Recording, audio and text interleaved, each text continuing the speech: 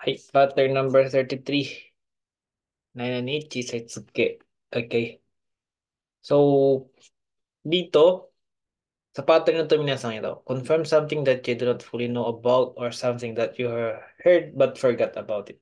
Okay? Kumbaga ito yung parang magko-confirm ka ng something na dati alam mo na or narinig mo na din, parang nakalimutan mo lang. Okay? Parang for example, ano nga ulit yun? Mag-exam ba ano nga ulit yung ganito, ganyan. Parang ganyan yung parang no one's ito minasang. And speakers trying to remember something and ask for confirmation. And also used when the speaker talk to oneself. So, pwede dito minasang, pwede pang confirm mo sa ibang tao or pwede minsan gamitin yung sarili mo lang. Kung baka parang inaas mo lang yung sarili mo dyan minasang. Okay?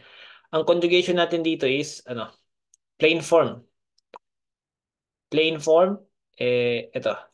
Okay. Chisetsu, ke. Ito yung kanina minsan setsuzoku natin. So, pag setsuzoku, pag sa grammar, ito yung conjugation natin. Okay? Yung connection or conjugation natin ang tawag yan. Setsuzoku. Yung connection natin kanina. So, isang ng setsuzoku yun. So, chisaitsu ke minasang. So, plain form, chisaitsu ke. So, dito minasang, madaming pwedeng kasi. Dito may nalagay dito. Inda.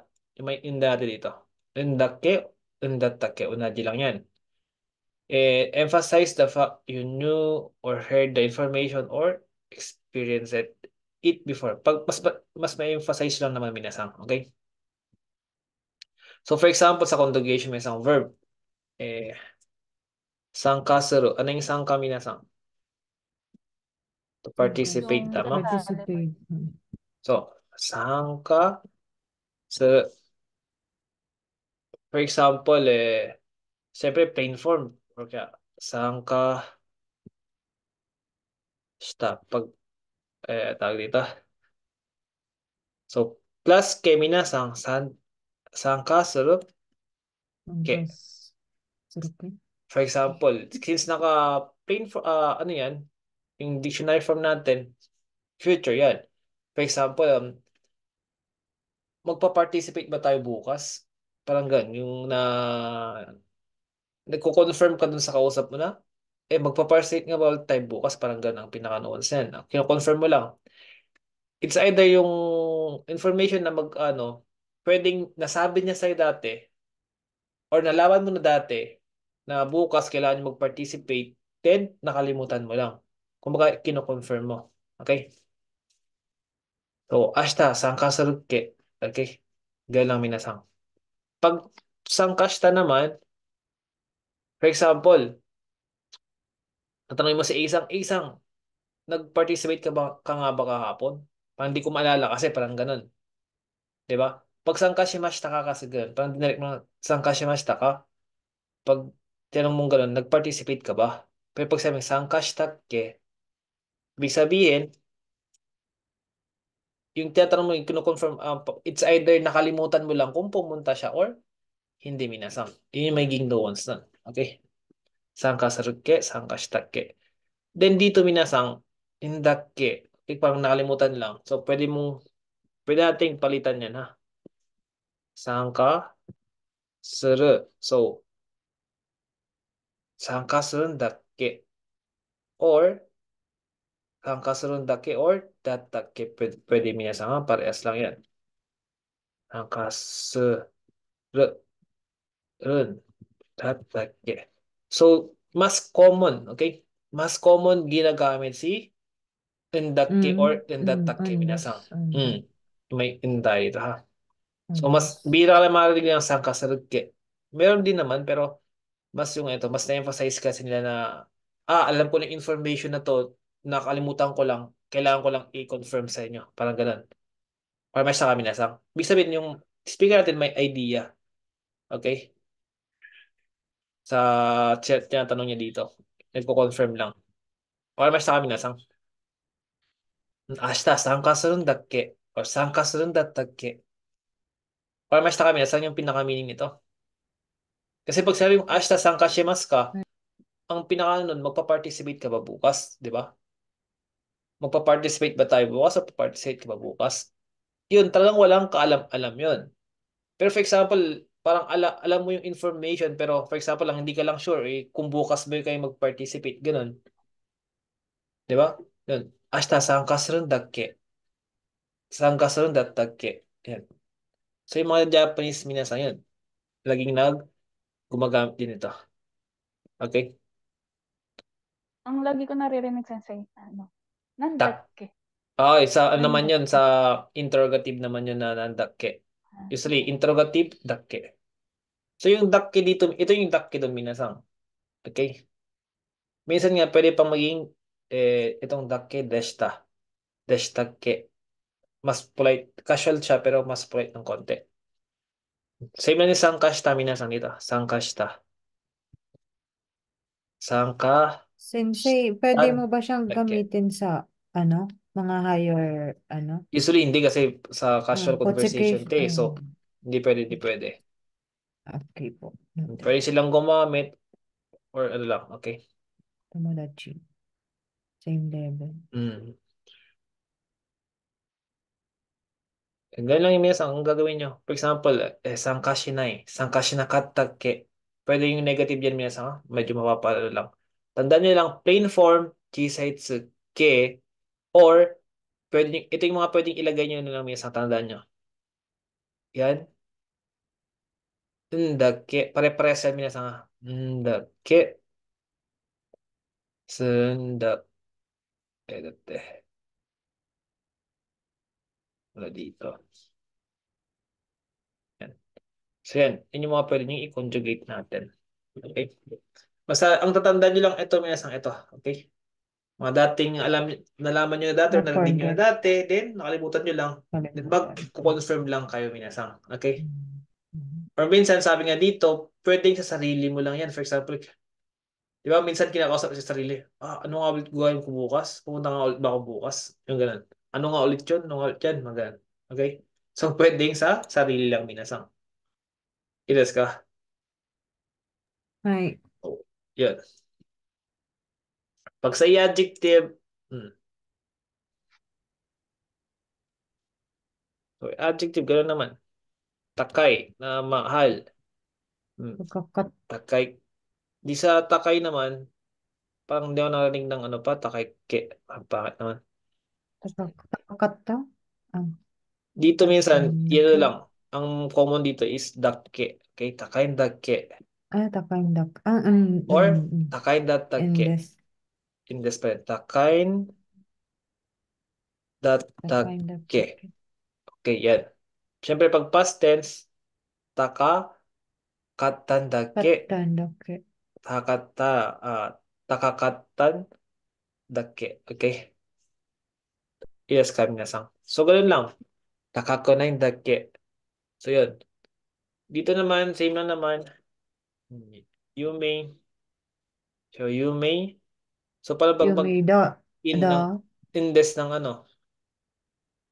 you may da, you may, Dito pag you sa, may, pwede you yan. may You nan? may. You may dake. Dake. Then, pwede naman yung you You may may nan dake. nan dake. Or kaya yung nan datake. Datak. Okay? Da. Dun sa nandatake, minsan pwede yung palitan yun ng dake ng deshtake ha. Deshtake. Deshtake. Yan. Mga ganyan, mga ano yan. Basta pag narinig yung nainanike na yan, nagko-confirm lang to. Okay? Almost na kami nasang. Ay, Mm. Noun. For example, sa mga noun natin, sensei dake. Sensei dake. Or ka, ito na, ilagay nyo yan. Nandake. Still. Yan, pwede yan. Or, itong idadagdag niya may isang so yan. So, sensei dake. Sensei nandake. Sensei nandattake. Ba't wala yung dapat chisay sa ano yan? Mali pala yung ano ko. Hindi take, take. Yan, may isang. Okay? Tadya ba? So, depende nila sa mga kausap nyo anong gagamitin nila dyan. Okay? Casual sila pero mas polite ng kon itong teshtake dito. Okay? Then sa noun natin, for example, gamit na gamit dito yung ano, yung mga interrogative. Mga interrogative. For example, nan. Nandakke. Nandattakke. Nandeshitakke. Itsu. For example, 次の会議はいつだっけいつなんだっけいつなんだったっけいつなんでしたっけ Ayos na kami na sang. So, interrogative din. Ano mo lang itong mga to, itong pattern natin dito. Since Dakka, dakka. Ano? interrogative natin is sa noun naman yan. Nandakke, nandattakke, or lagyan natin ng nandeshtakke. Yan. Ilas kami na sang. Kaya pag narinig niyo yan, nandakke. Ibig sabihin, may alam siya sa information na yun. Yun nga lang, nakalimutan yun. For example, yung meeting. For example, kahapon, minasang, sige no kayo, asate des. Siyempre, alam natin, di ba? Ngayon, kinabukasan, nakalimutan natin. Alam ko na to dati. Alam ko yung meeting, nasabi na to, kaso nakalimutan ko lang. Ito namin kasama.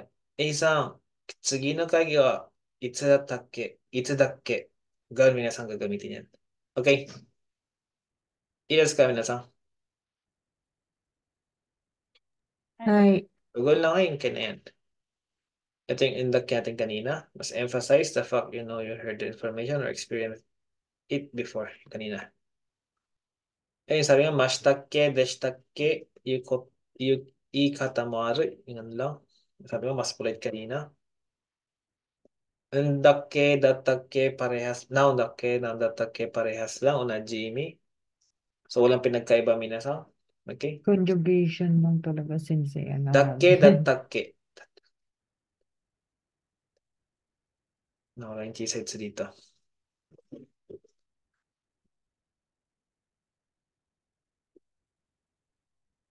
Ito, mga ibang example pa minasang.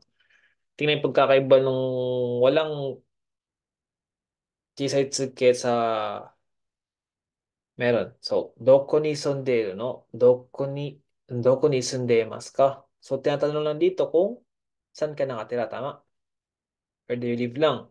Pero pag sinabi mong doko ni sunderun dakke, doko ni sunderun dashitakke, dattakke, ibig sabihin, ito minasang, natanong mo na dati nakalagay ito. I asked you before but I don't remember. Ibig sabihin, natanong na dati, nasabi na sa'yo, nakalimutan mo lang. Ngayon, kino-confirm mo, ano nga, yung ano, yung kino-confirm mo lang ulit, minasang. Ilas ka? Or tinatanong mo na lang ulit. Ilas ka, は minasang. い。はい。 Kaya, kasi, doko ni sunderu dakke, dattakke, deshitakke, pare-parehas yan. Okay? At least, pag ginamit mo yan, dapat yung listener mo minasang, may kinalaman din. Ibig sabihin, nasabi niya sa'yo dati. Ngayon, uulitin na lang niya ulit minasang. Okay? Hmm. 次は、これどうやって食べるんだっけこれどうやって食べるんだったっけ For example, for example, wala ka pang kaalam-alam na kahit dati hindi pa naturo sa'yo, syempre, tatanungin mo lang, kore, どうやってどうやっ食べます。てどうやって食べる Parang ganun lang. Okay?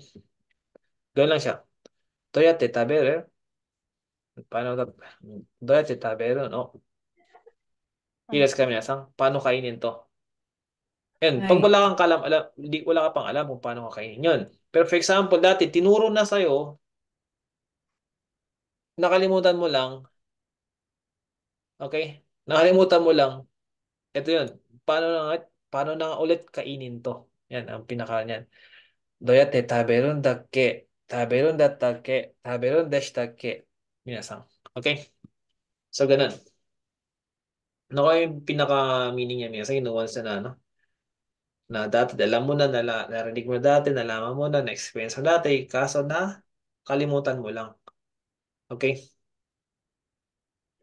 Kaya pag may nakalimutan kayo Mia sa mga ganyan, for example, sa mga katrabaho nyo na lang, ka-level nyo lang, pwede. Huwag lang sa boss.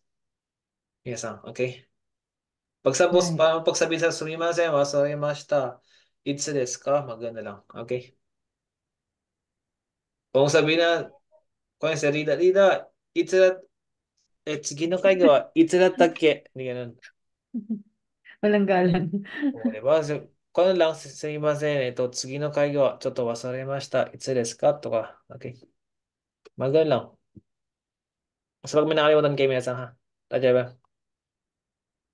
So, yun. Ganun lang yung gagamitin si Kisaitsuke na yan, minasan. Okay? Kino Mm. attakke, kino attandakke, aimashitakke. So, ibig sabihin naman to, nalimutan niya na, nagkita na ba parang yung kinakausap niya, nag-meet ba tayo kahapon? Parang hindi niya sure, pero parang first time, feeling niya nag-meet sila na nakalimutan lang niya. Okay? Ilas ka na isang tagke. Makakalimutan na. Makakalimutan na pag yung mga ganyan. Hmm. Hindi naman, shiken wa ashita dakke. Ashita dattakke. Ashita nandattakke. Ganun. Okay? Pwede ganyan. Deshitakke. Pwede rin minasang. Ilas ka. Bu bu- bukas ba yung exam? May exam ba yung bukas? Okay, ganun. Dito, ibig sabihin, wala siyang hindi. Nasabi na niya yung date ng exam sa parang kanina. For example, binanggit na sa kanila yung date ng exam or kailan yung exam. Kaso, yung speaker natin dito na kalimutan niya minasang. Okay? Sadake, bukas nga ba yung exam? Ganun. Wala siya kami minasang. Pero mas common yung yung tag dito. Yung tawag dito yung common din yung mga interrogative natin. Nandake, itsudakke, daredake. Sino nga ba gumawa nun? Daredake. Ganun. Okay. Hmm. Okay, pwede yung mga specific na natin mesang nanji. Nanji dakke. Anong oras na nga ulit yun? Mga ganun. Okay. Manatang tanjobi, itsu dattakke. So, ibig sabihin dito, minasang, yung speaker natin, alam niya yung tanjobi ni listener. Okay, pwedeng nasabi ni listener. Kaso, nakalimutan minasang. Kailan na nga ulit yung birthday mo? Same kanina, testo te itsu dattakke. Itsu dakke. Okay. Wala mas na kami minasang. Hi. So yun, practice nila yung conjugation kasi Ay, hindi lang iisa yung Basta pag Medyo, narinig niyo lang yung Kisetsuken na yan, alam niya na nagko-confirm lang mm, siya minasang. Okay? Na lumalabas to makalimutan sensei niya. sa sa exam. Usually sa exam, ang hindi na lalabas sa exam to. Sa conversation or sa listening, pwede pa siguro. Hmm. Hmm. So, ibig sabihin, pag sabi na ibig sabihin, si speaker, may nakalimutan. Okay? Nakalimutan niya. Kasi ba minasang?